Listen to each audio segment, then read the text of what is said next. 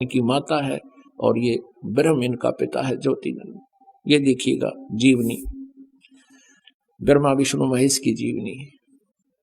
ये वही देवी भागवत गीता प्रेस गोरखपुर से प्रकाशित, संपादक हनुमान प्रसाद पोदार, चिमनलाल गोस्वामी। और देखना इस पे 123 पृष्ठ पे तीसरा स्कंद 123 पृष्ठ पे विष्णु जी अपनी माता दुर्गा की महिमा गा रहे हैं और अपनी सतीथि बता रहे हैं। तुम शुद्ध स्वरूपा हो, ये सारा संसार तुम्ही से उद्भासित हो रहा है।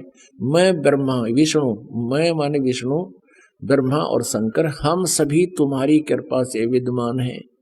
हमारा आविर्भाव मन जन्म, तिरोभाव मन मृत्यु हुआ करता है। केवल तुम ही नित्य हो, जगत जननी हो, प्रकृति और सनातनी देवी हो।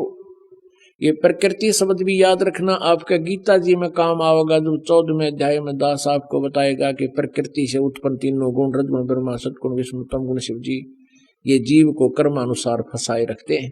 प्रकृति माने दुर्गा, 14वें अध्याय के 3, 4, 5 श्लोक में लिखा है कि प्रकृति मेरी पत्नी है, मैं पति हूं इसका, इसके पेट में जीव स्थापित करता हूं जिससे सब जीवों की उत्पत्ति होती है। विष्णु जी कह रहे हैं कि मैं ब्रह्मा और शंकर, हम सभी तुम्हारी कृपा से विद्यमान है। हमारा आविर्भाव मन जन्म, तिरोभाव मन मृत्यु हुआ करता है। केवल तुम ही नित्य हो, जगत जननी हो, प्रकृति और सनातनी देवी हो। इसी का समर्थन भगवान शंकर कहते हैं। भगवान शंकर बोले, देवी यदि महाभाग विष्णु तुम्ही से प्रकट हुए हैं यानी उत्पन्न हुए हैं, तो उनके बाद उत्पन्न होने वाले ब्रह्मा भी तुम्हारे ही बालक हुए। फिर मैं तुमको लीला करने वाला शंकर क्या तुम्हारी संतान नहीं हुआ?